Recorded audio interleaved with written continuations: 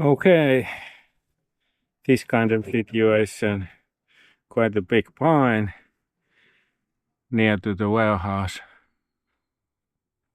No, it's not leaning anywhere. I think it's just staying there. Felling direction there.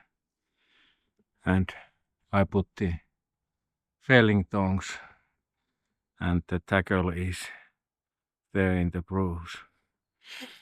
I took a little bit stronger and bigger chain, so because of the diameter, I think it's about 50 centimeters or something like that.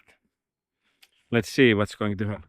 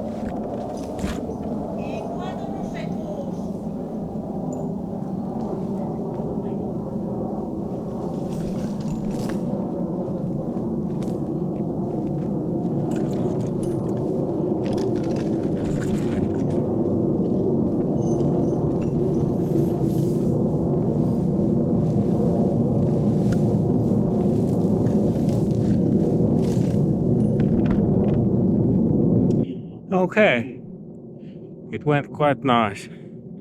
I saved this one, and that's bruise.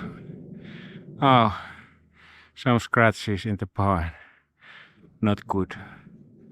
Maybe I should have killed that spruce. No, sometimes it just happens.